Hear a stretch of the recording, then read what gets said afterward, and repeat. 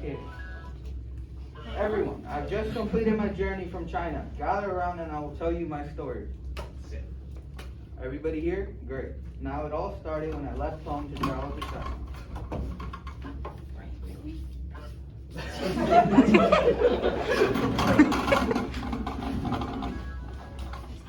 It was the year 1271.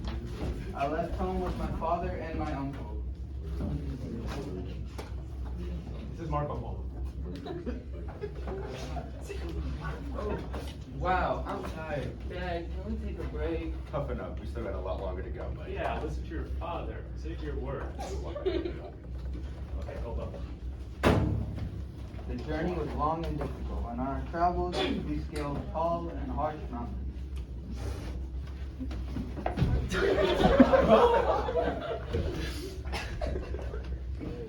Waded through deep and murky rivers.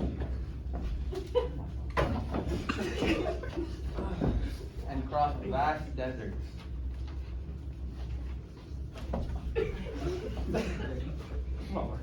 As we continued our journey, we were captured by the Kublai armed military.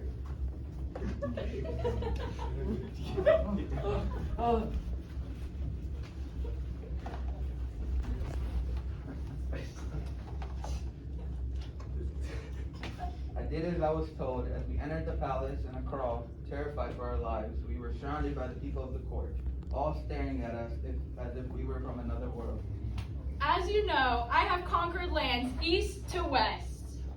Yeah, but you haven't conquered both of us. Both of these. I like this one.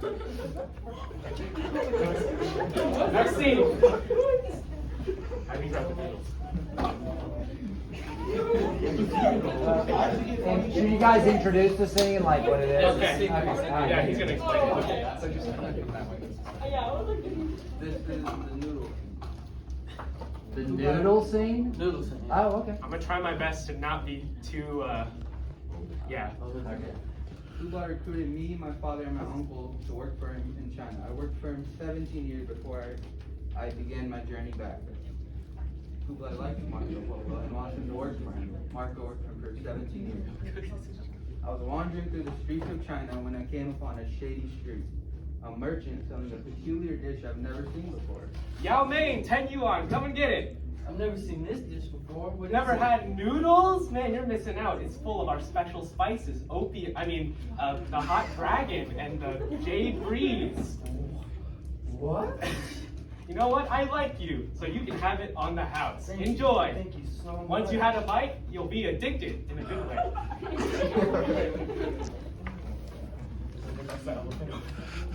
Where is it? Oh. Officially took control of all China circa 1280, establishing the only Chinese dynasty ruled by a foreigner. That's right. All of former China is now ours. Those southern barbarians had it coming.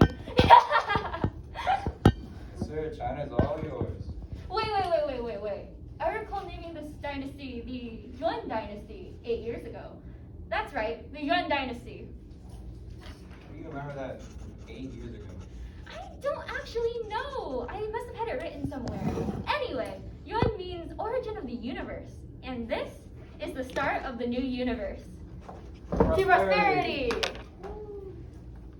He also established ranking systems for his subjects. Ugh, I refuse any kind of assimilation with those Chinese barbarians. Wait, the script. This damn song Dynasty. I've got it. I'll institute a 4-way nationalities policy. Advisor. I've come up with a genius policy. Those Chinese bumpkins won't dare back down don't look down on us Mongols now. Now go spread the edict. You are a Mongol. Therefore, according to the nationality policy, you are ranked top as Menger. What does that mean? I don't understand. Well, it means you're higher than everyone else, you're exempt from taxes, perks of being a Mongol.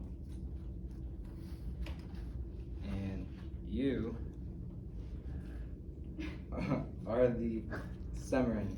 You are below the Mongols, but you share the same advantages.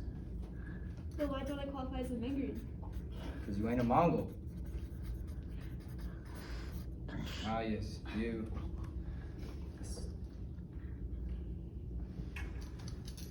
Henrin, members in northern China, former Jin state. You don't exactly have any perks. What?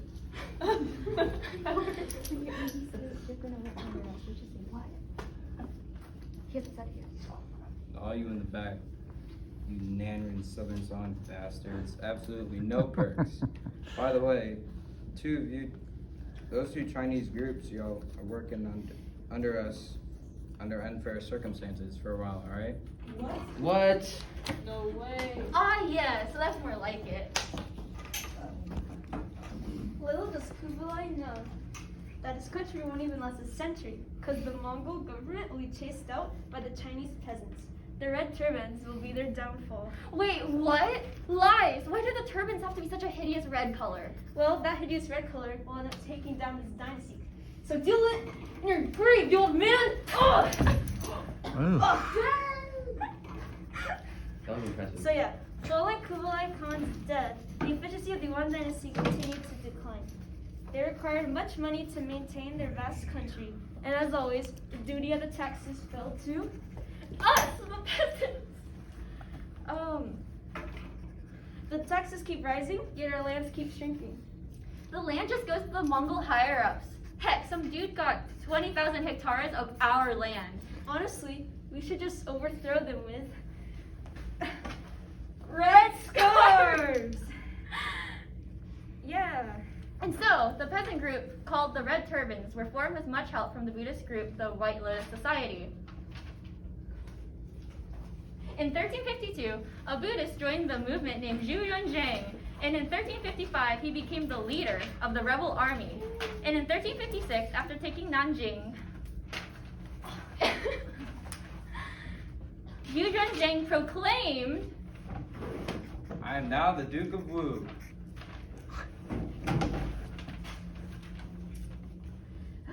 To establish his intention and to create and lead a new dynasty. And in 1368, his intention became a reality when the Red Turbans chased out the Mongols back to the Mongolian steppe. wait, what? Oh no! Back where you came from! Apparently I'm going this way. Let's go! Out we go. Mm-hmm. Oh. Yes, sir. Yeah. Good job. Yes, sir. Can I make a, so she's going to do it first, and then all of you will kowtow after her once and stay down. Yeah. Sounds good. Awesome. This will be the start of the Ming Dynasty. All hail the emperor!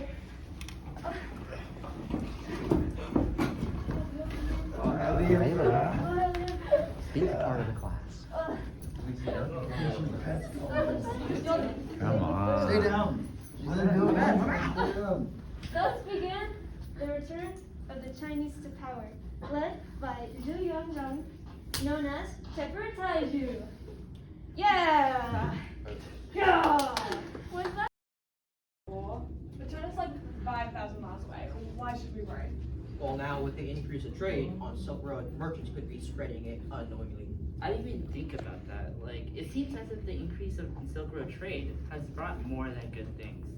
Should we be taking any precautions to stay safe? I mean, that wouldn't be a bad idea. Y'all are crazy. It's all politics. It'll blow over after a dynasty change. I'm not so sure about that. It's pretty rapidly, and Don't fall for China's tricks. They just want to get rich when they invent the cure in a couple of years.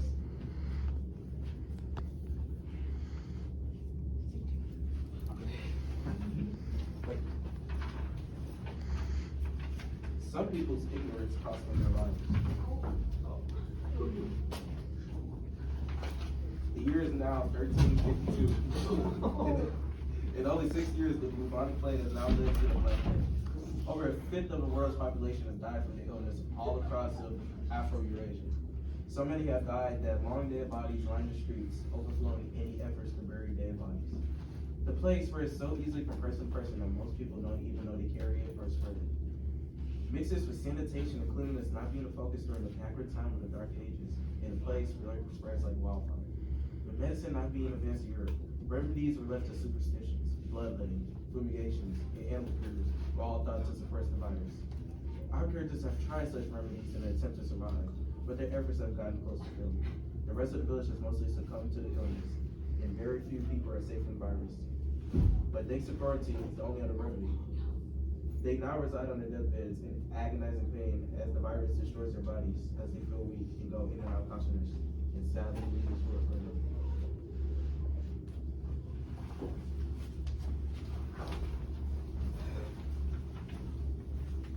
The year is now 1382, circa 30 years after the plague. Hey Mom, what's this? I haven't seen that in so long. It's from a plague that terrorized Europe for half a decade. Yeah, I can't believe how big of a disaster that Black Plague was. Who knew trade could cause such an extreme spread?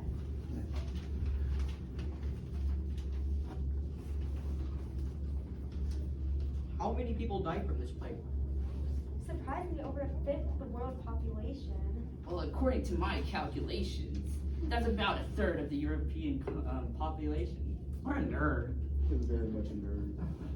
Luckily, a lot of people stayed at home, which helped get rid of it. They didn't have to go to school? So lucky. I mean, I don't think school is a bad thing. Oh my gosh, shut up. Shut up. I mean, what happened to everybody's jobs then? Everyone just stopped working. Duh. Well, since there were less people working, any work was appreciated. As a result, women were even able to work outside of the house and own land. On top of that, whoever did work got paid more. Who would honestly want to work though? Honestly, I can't think of any. Iman, I'm playing India. And I'm the Holy Roman Empire, I'm Thomas.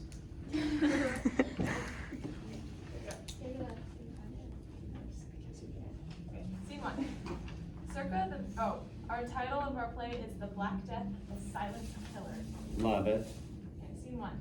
Circa the mid-1300s, the silent killer was on a rampage throughout Europe, Asia, and Africa. This silent killer was infamously known as the Black Death. First, it struck China, India, and some parts of East Asia, but it only infected rats and fleas at the time. Then, the rats moved on to the ships and the fleas jumped onto the clothes of the travelers on the Silk Road. Countries were trading a lot with each other, which meant ships and travelers moving through many different cities. Suddenly, it became a prominent problem. Scene two. The clicker's right in the, see that red thing? Right? The clicker, and just click to the one on the right. This? Yeah, yeah. Scene two. China to India trading. Hey India, I would like to trade to you some of my amazing luxury goods. Like, I have this contraption called the compass, right? It's pretty revolutionary. So revolutionary, right? And some gunpowder for you guys to, if you trade me some of your goods. Oh, well, let's see. I have these nice cotton textiles, like the one I'm wearing right now. Yeah, let me take the textiles. Yeah. Here's my compass. Whoa. Thank you for trading for me. Thank you for trading. China traded with India, unknowingly giving them the Black Death pathogen.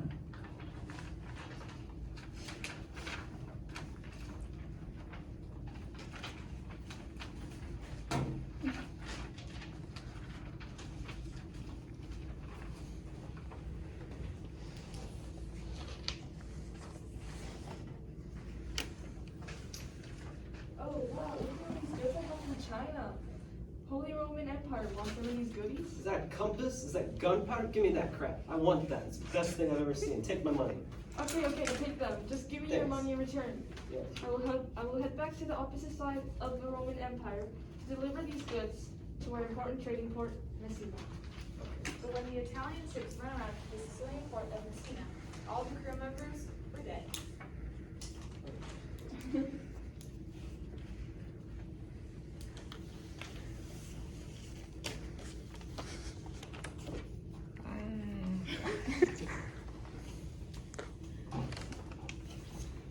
Right along, man. What do you do for you? Nicknamed the death ships, they were immediately sent away from the port, so the pathogen had already infected the country. Scene 4, the spread of the Black Death. Now the merchants who didn't know of the Black Death, traveled along the Silk Road to trade throughout the Roman Empire and Europe.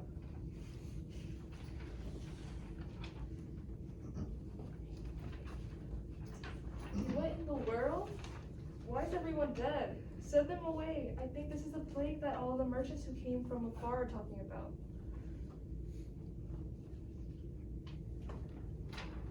Why do I feel like this? Like, why are there black spots on me? What? Where did my fingers go? Why am I coughing with blood? Nice. Fun fact, your favorite childhood nursery rhyme, Ring Around the Rosie, is actually about the Black Death.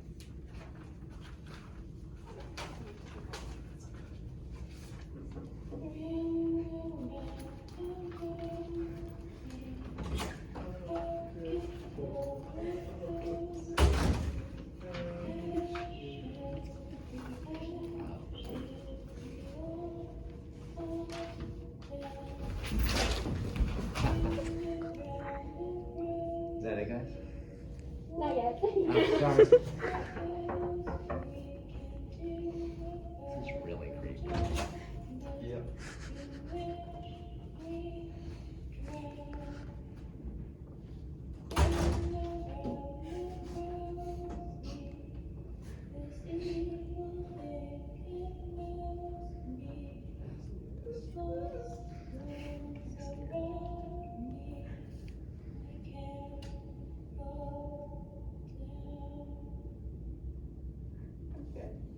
People tried to quickly stop the spread by keeping the sailors on board and quarantining them for 30 to 40 days.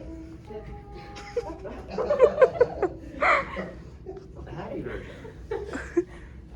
And if they didn't have it, they would go out and trade. But still, that wasn't enough. The Black Death spread at a rate of 8 miles a day. This became a serious epidemic, affecting people, trade, and decimating towns. Soon, 2/3 of Europe was dead from this silent killer, including you guys. Look at your black or head. Axa es fabula laude. The play is over, applaud.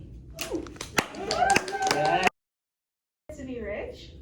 Yeah! Well, there once was a king so rich that no one to this day can even come close to his wealth. Mansa Musa retained an excessive amount of money, leading him to cause inflation in some of Africa's grand cities.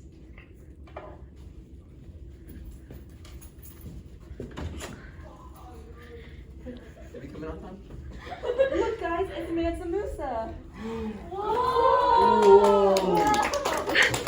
ah.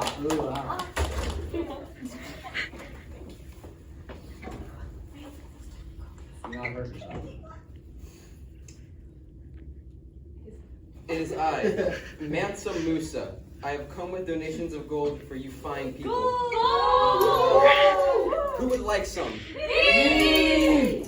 Can I please have some chocolate? I want Please, gold first! bless me with your gold. Of course, of course. You can have some gold. And you can have some gold. You can all have gold.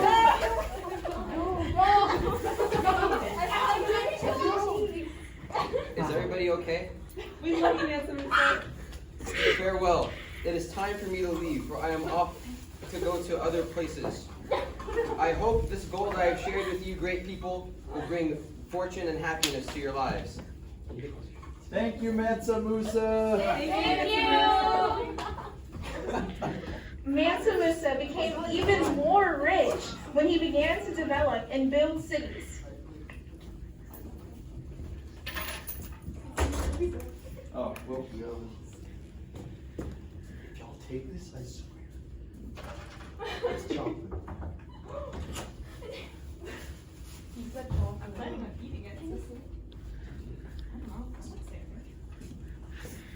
Hello, builder. I would like to build and expand in the great city of Timbuktu. What would you like to build, sir? I want to build something grand. How about a restaurant? That's a great idea. I would like that over there.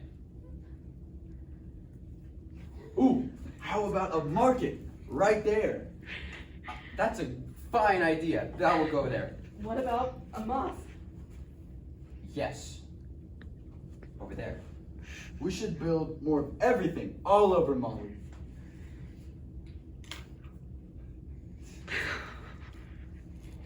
Excellent. I would love to build everything everywhere. And hopefully the mosques will bring in people all over to make our kingdom even bigger and greater. Yes, long live Mali. Oh, it's growth you want. How about we make a university? Isn't that better? Surely people will come from all over to learn. I like the way you think. Mansa Musa always cared about education and thought of schools. Mansa Musa unveiled the university. Okay, hey, we need another crowd again? So, you get a crowd. Okay.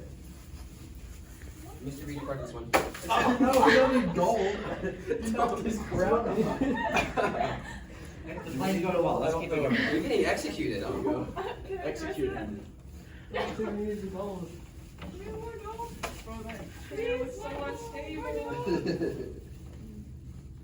That's fine.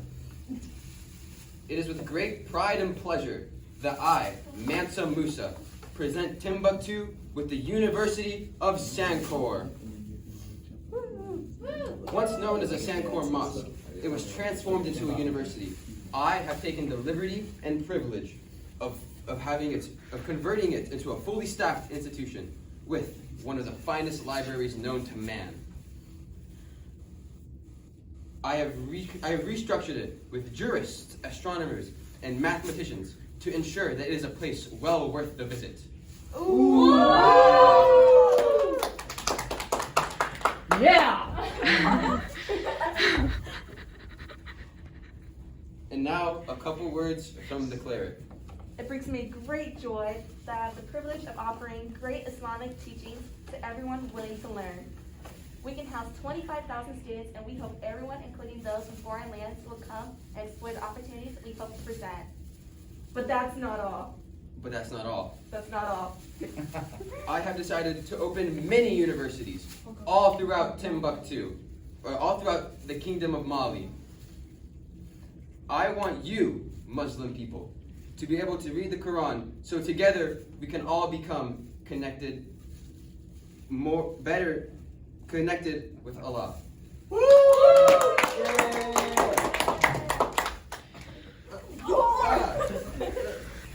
In the end, Mansa Musa caused happiness wherever he went. Although Mansa left, he still remains to leave behind the riches for the people. We remember him as the king who caused inflation, built cities, and made education in West Africa. Thank you. Nice job. Is this the next? To the right. Click to the right. So you can see it works. Click to the left. There you go. All right, you're doing your introduction at the end. Yes, sir. Okay. Among the wealthiest individuals in history, Mansa Musa was the most prominent during his reign in Mali. Hold on, it's out of order actually. Okay. He rose to power in circa 1312 after his predecessor, the previous ruler, got lost at sea during a voyage. Mansa Musa probably killed him, for being honest. By mainly trading gold and salt, Mansa Musa was able to gain roughly $400 billion US. His incredible wealth was made known to the world in circa 1312 on a trip to Mecca. On the same trip, he gave away so much gold. Anyway, he changed his economy. You gonna throw it at him? I knew it. Look, Zayn, I got a couple for you, keep going. Okay. Ruining the Egyptian economy. So sorry. I mean, look at that fat donkey. That's how she was able to get 4 wives. And 100 camels, which Mansa Musa loved more than his wives. Feel betrayed. While Mansa Musa was a Muslim man, he did not force anyone to convert. 100 families. Wait. But he did attempt to make it the religion of Mali, an empire he put on the world maps.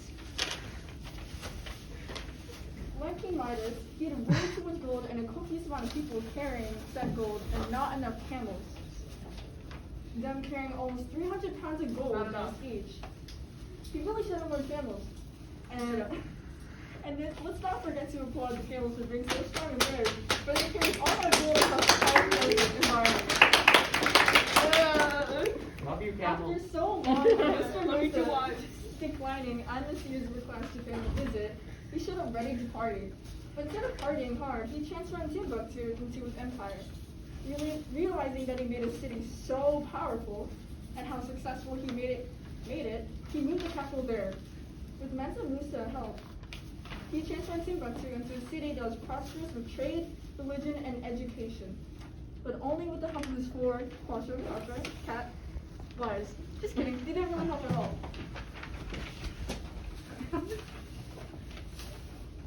Mansa Musa died around 1337. His son, Mansa Maghan I, took over. Despite being in power during the time where Mali was in its glory ages, he was only in power for 4 years before his uncle succeeded the throne.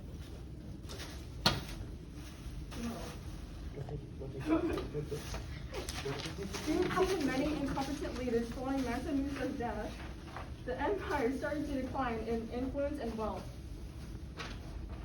Civil wars eventually arose until they were conquered by the Songhai Empire in circa 1500s.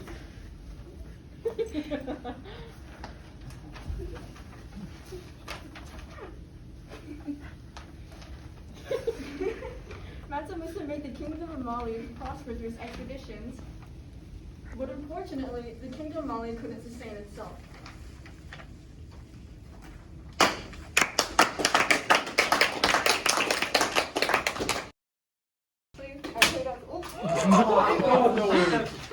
Someone is gonna be really mad. That's fine. Huh? Everyone, just keep going. I played as Mansa Musa and his son. Nice. I'm Dean. I played the 4 wives, also that guy who beat up. Here we have our lovely camels. My name is Katie Howard, and I played the camels, which are the best. And you stayed up all night knitting your costume, yes? Yeah, I did. Me, Rachel Wynn, your lovely narrator who read out this play to you guys. Guys, it was really good. And here's the citations. Do introductions or no? We'll do it after. Okay. All right, should I start after the fall? Yeah. After the fall of the Roman Empire, Europeans became civilized and barbaric due to the lack of centralized government. The extreme idiocy and barbarianism of the Europeans popcorn oil for centuries, which is known as the Low Middle Ages. Then a series of high religious conflicts initiated wars known as the, Crusades in the 1200s. The Europeans did lose the war against the Abbasids due to, it's white all over, European dismay of all luxury goods. The 5 European Atlantic countries, which Britannica, that's not really the right word, France, Portugal, Netherlands, I'm joking, turned around towards the sea in order to explore and establish a maritime economy. According to the historians, the Dark Ages included the Low and High Middle Ages, 5th to 14th centuries, since the Renaissance just started around circa 1300, and there was barely any new inventions in Europe. So, the Europeans are still considered backwards until the high point of the Renaissance, which is circa 1500s. Do you want this, since it's easier to read? Yeah, probably, because the sea is all whited out. Thank you.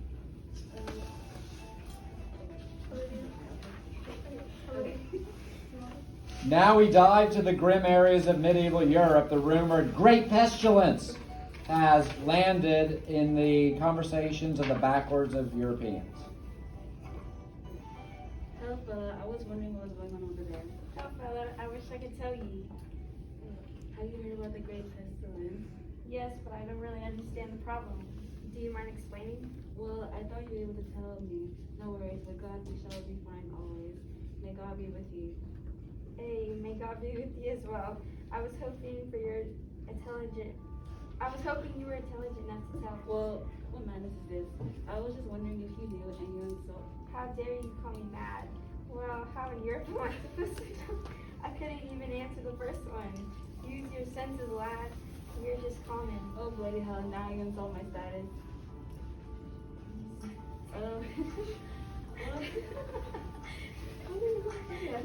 Put your game face on. Okay, this is something we did it? Yeah.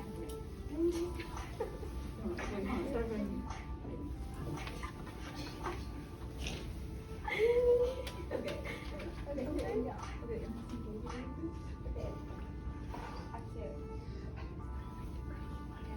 That is the end of Act 1. Alright. Historical context.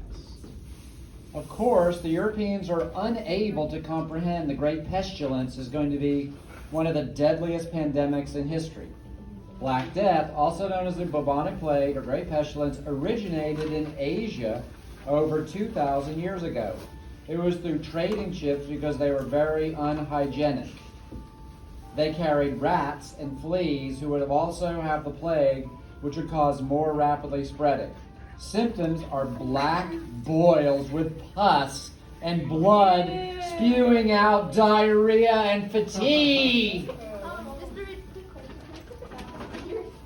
Can you do what? Do whatever you want. What?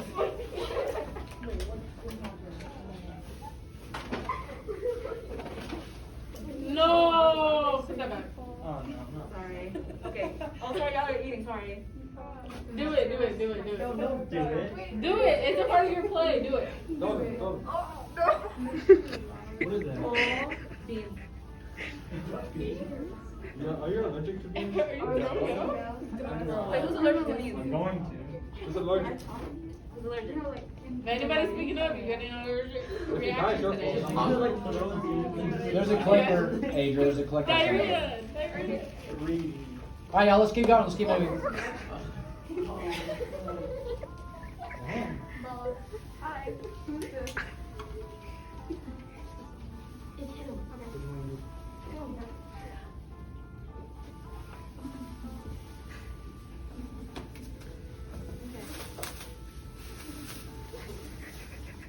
Send out the fleet. Send out the fleet. Okay. Oh, it's fine. The Sicilian authorities' failure to send out the ships only brought further attention. The fleet remains, but the crowd begins to gather in larger numbers, bigger numbers. Blood and pus spewed from the black boils that dotted the soldiers' bodies. Most of the sailors in the ship were dead, and those alive were severely ill. A half-dead sailor, where's that, begins to stagger his lifeless body towards the crowd.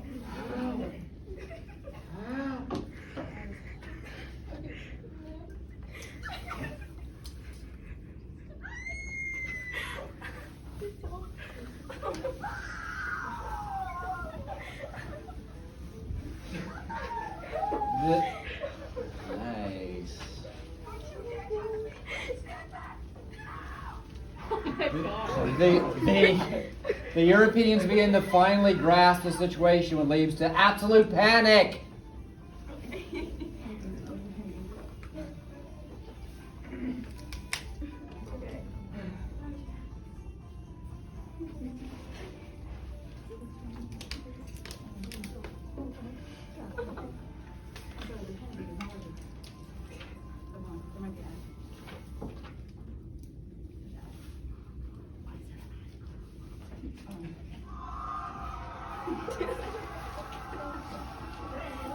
That's the panic. Oh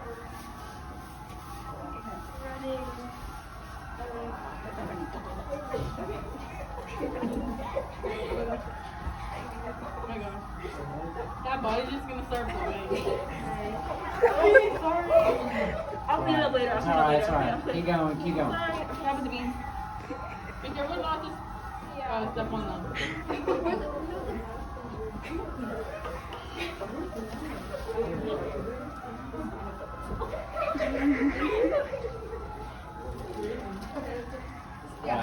Should I go? Due to the centuries of Europeans being backwards, there are advancements in technology. Therefore, there's no proper doctors to provide a bit of help to the infected people. The doctors, also known as medicos della peste. The doctors focused on the miasma theory that the Black Death could spread through foul-smelling air, which is why the doctors wore ineffective masks. This theory came close to the Black Plague actually being spread through respiratory tracts, yet so far and so stupid.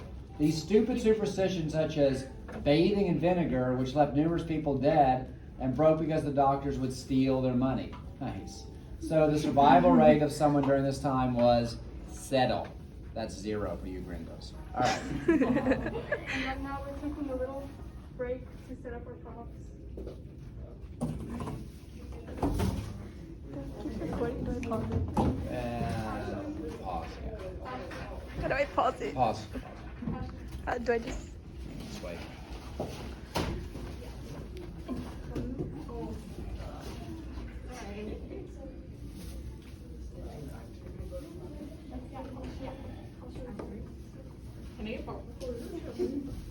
I think your beans made me hungry. I like how you.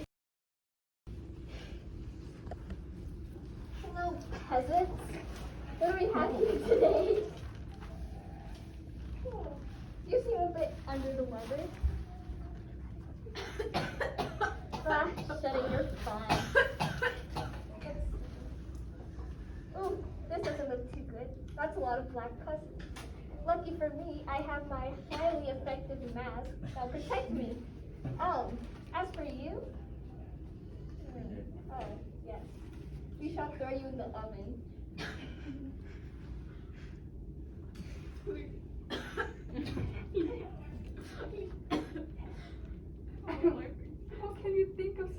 How can you think of doing something like that? What kind of a doctor are you? You're a psychopath. I believe you're quite right. How barbaric of me. I forgot the mercury. I've been kidding. We'll pour this on you and bake in the oven. And sure, you'll come out a bit burnt and you might die, but you'll be feeling better in no time.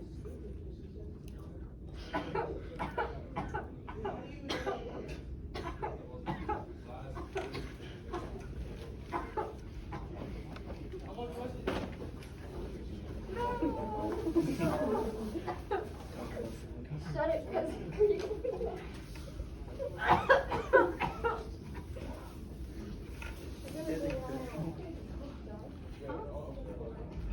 Do I just go out? No. Okay, we'll see. He's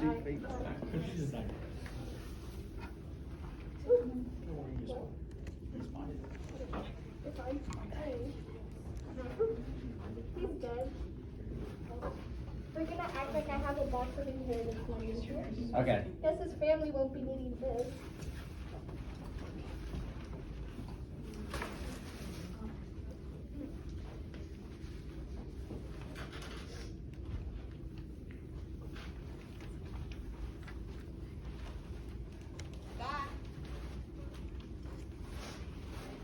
Are we close, you guys, to finishing? Almost, yeah.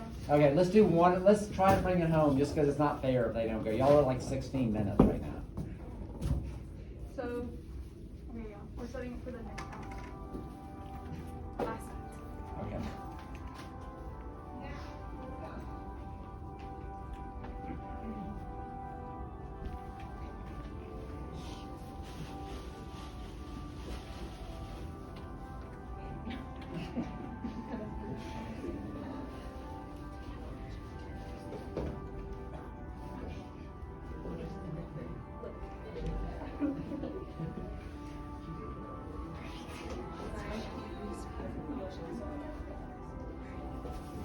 Come on, pastor or priest.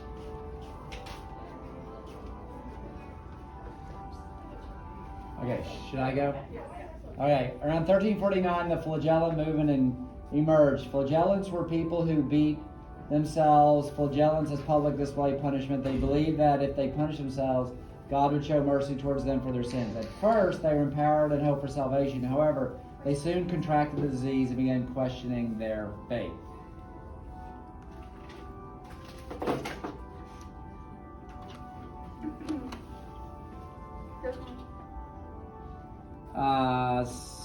Some priests gave moral support, however, some incorrectly represented Christianity in order to maintain the power they were given.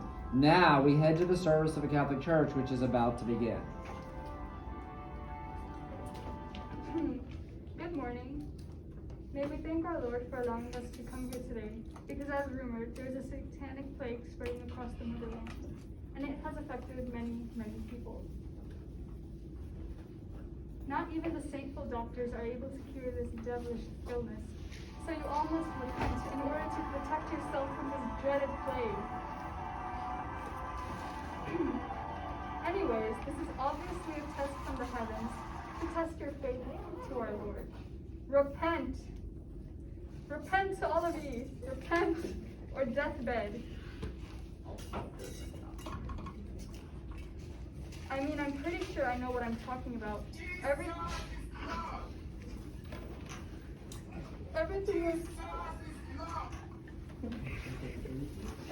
I'm saying is totally in here. Choose wisely. Have a blessed day.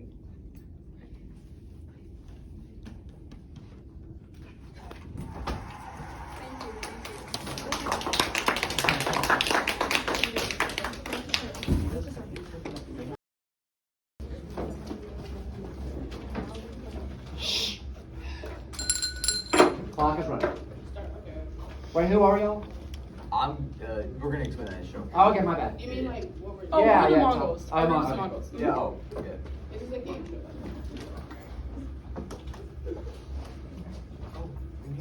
Yeah. Welcome, ladies and gentlemen, to this week's edition of Duck Dynasty. Wait, no, wrong show. Welcome, ladies and gentlemen, to this week's edition of Dynasty Showdown, where we decide which empire or dynasty is the best of the best when it goes into the 1450 time period. This game is competitive and it is intense. To the left, you see our contestants for the week. Competitors, please briefly introduce yourselves. Hey everybody, my name is Marco Rolo, not to be confused with Marco Polo, who's my great relative or something. On the way here, people kept calling out Marco, and then 4 seconds later, some random person with yellow polo making his face. My boy, sorry Marco Rolo, Maurice Rolo, whatever you were, I don't really care. Okay, it's Marco Rolo, not... Alright man, I seriously could not care. Listen man, I'm gonna be 100% honest with you. Compared to me, you're like a flea. Alright, I'm sorry man, I'm getting his con bro. You nothing bro. Moving on, next contestant, please. Hi everybody, my name is Al-Muthasim, the Abbasid Caliphate leader. I was in power until Topati, until Genghis over here led his pastoral nomads on horseback to take over my dynasty. Thank you. Next contestant. Hello everyone, my name is Emperor Bing and I'm the leader of the Song Dynasty. I enjoy riding and doing the justice with the fun, and I also enjoy... Okay, we don't need your entire life story. Let's just get to the point. Thank you, Mr. Bing. And our final contestant. Hey everyone, my name is Prince Vladimir, the fearless leader of the area we now call Russia, before it was taken over completely and named the Golden Horde, which is a pathetic name if you ask me. Thank you to all of our contestants. Each leader here was the leader of an empire who conquered, or was conquered, between the time of 1200 to 1450. Tonight's edition is going to determine which empire or dynasty was the best of the best. Alright, I'm pretty sure I'm the best, so like, let's get real, bro. Just give me the money. Just give me whatever, man. With all due respect, Angus, we're going to let our audience choose. England will decide which talented artist will advance to the next round. Wait, what? If I had known this was a singing competition, I would have prepared a little bit more. You have to sing? Can we at least have a few minutes to warm up or something? No. My fault. Wrong TV show. We'll have America vote on which dynasty is the greatest. Okay, good. I was about to worry about Taylor Swift or something. I was gonna Bro, win it. seriously, everybody knows that Mr. Reed doesn't like Taylor Swift. She is dog trash. Who doesn't like Taylor Swift? That's unheard of. Who likes Taylor Swift? Contestants, let's get back on track here. I don't get paid enough to deal with all this, so let's keep it peaceful here. Here's how this game show works. A general question will be asked to all of the contestants. Contestants will have 10 seconds to think of the answer and write it on their paper. Not to flex or anything, but my dynasty, the Song dynasty, will give you credit for that whole paper thing you got going on. Yeah, totally. Anyways, contestants will then flip their paper over to reveal their answer. After the answers are revealed, the correct answer will be displayed on the board. 2 points will be awarded. Do we have any audience or contestant questions? Yeah, I got one. What's the prize? I'm pretty sure I'm gonna win this, so. Well, the empire leader who wins will get bragging rights for their empire, an Arabic medal, and a small tribute, which the Mongols were expressed often when they conquered another empire. They were most known for the safe passageways, but tribute was a close second. Alright, well, I guess that's good enough for me. That being said, let's get started with our first questions. Contestants, get ready. First question, what was the bubonic plague? I got it. That one was the deadly disease that spread all over from Europe. Just killed everybody. Okay, nobody asked you. Yes, contestants, please reveal your answers. Wait, I thought you said bubonic plague. Huh? What? Wait, what is that? Wait. Because I love. Who are y'all again? Meth Musa. Okay. When you think of wealthy people, who comes to mind? Jeffrey Bezos, Bill Gates, Elon Musk. What about an ancient African king? Mansa Musa was the richest person in history, but his rise to power wasn't as easy as you may think. Welcome to Mansa the Musical. Mansa the Musical.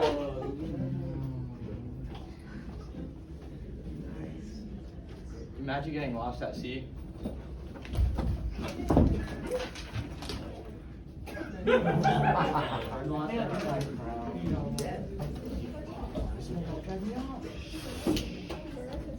I crown you king.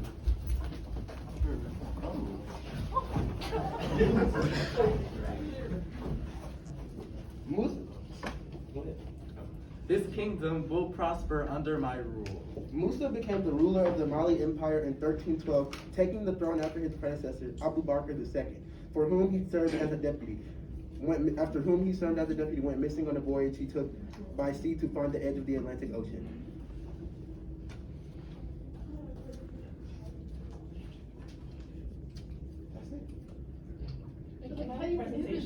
Don't worry about that.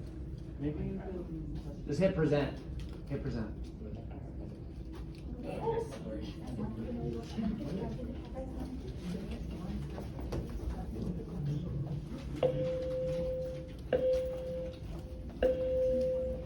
Here's your new fortune, king. Your kingdom is already profoundly wealthy. Do as you wish. Oh my god, thank you! Hand me my slaves. Thank you. Hey, friend. Yeah.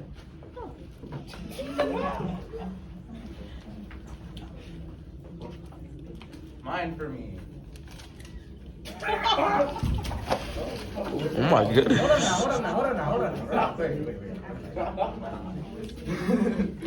Okay. Thank you for your salt and gold. Thank you.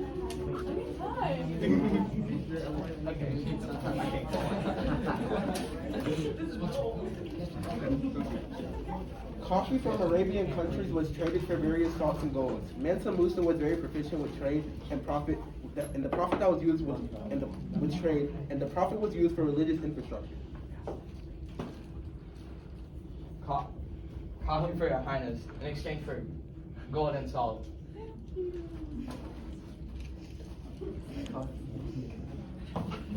Now for our Hajj to Mecca.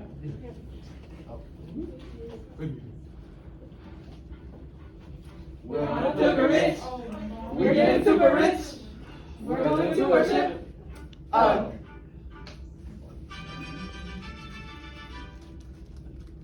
We're on a pilgrimage, trading gold and salt.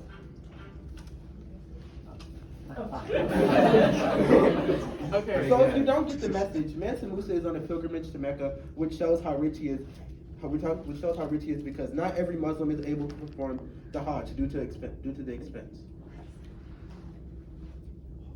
Once he finished his pilgrimage to Mecca, he headed he headed west towards Egypt, where his spending habits caused quite the stir with inflation.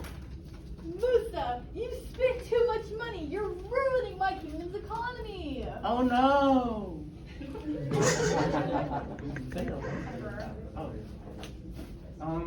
I'm rich and Muslim. I was sent by Allah to help my people. This is why you die later on. Oh. Oh.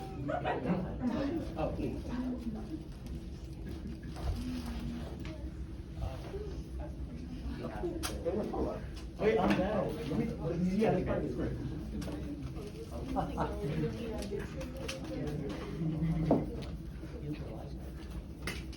Due to some unfortunate events, Mensa Musa is no longer with us.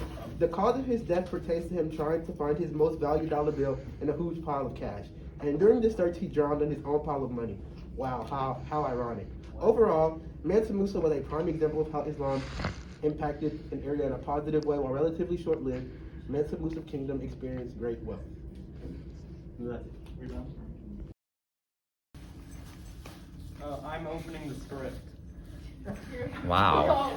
That's hard. I am Juan. Nothing. Juan Weehoo. Also, he's also playing. The kidnapper.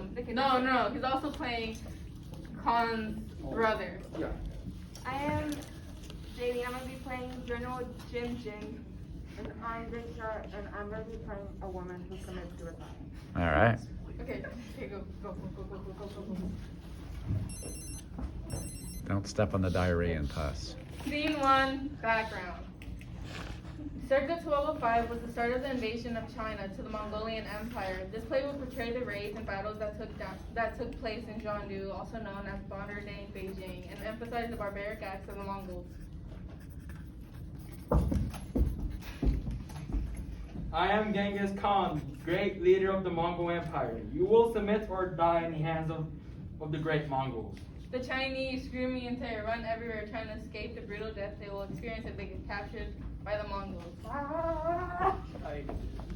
Jim, start rounding up the useless Chinese now!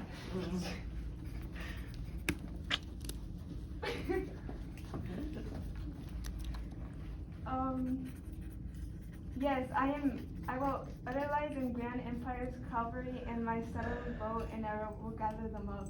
The Mongolian Empire had one of the best cavalry in the world, which they used to raid Sarah. They also had a great skill with the bow and arrow, and even learned how to ride a horse while even using the bow and arrow. Why are they doing this to us? The Mongols will benefit from all the resources China has. China has many important inventions, such as gunpowder, printing press, and has imported champa rice. They were the center of trade, and the Mongols knew the benefits from conquering China and didn't stop in any way to take what they wanted, killing anyone that got in their way. Oh, please don't kill me. Please. Okay. Okay. That was end of scene 1. This is scene 2, which is a flashback. So keep that in mind. Okay. This is scene 2, Life on the Steppes. This is now, it will be taking place during the childhood years of Genghis Khan on the steppes. It will serve as an explanation to Khan's barbaric acts, though it's not an excuse for his actions. It does give a reason to why he acts a certain way.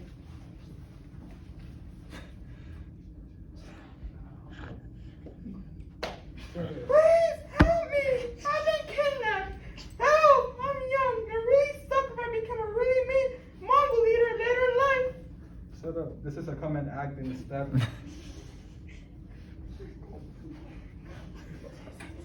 This traumatic event did affect his character later in life and is shown throughout his time as leader. After his kidnapping, he returned home and saw his fish dead.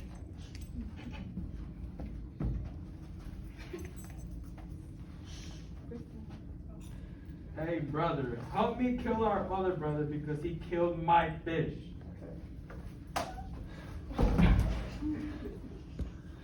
And flashback. All right. Okay. Good. Okay. Scene 3, it will be taken back to exactly scene 1. So this is when Khan is grabbing Swan. Why should I take pity on you, you dirty pig? You disgust me.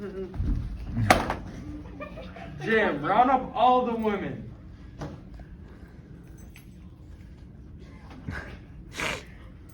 Oh no, I don't want to be taken by the Mongols and be harassed by Genghis Khan. You women are nothing and deserve to be punished. You are a horrible person. How can you cause this much suffering and not feel any remorse? That's inhumane. You're immoral. The only thing that's immoral is you. How dare you speak up to me, you pathetic woman? You Chinese don't deserve anything for all you are inferior. You all are beneath me. I've had enough. I can't continue on. She jumped off the bridge. Yeah. Nice. Genghis Khan was one of the most vile leaders in history. The amount of rape he did on innocent women in China is disgusting and had a consequence that is shown in today's life. And every 200 people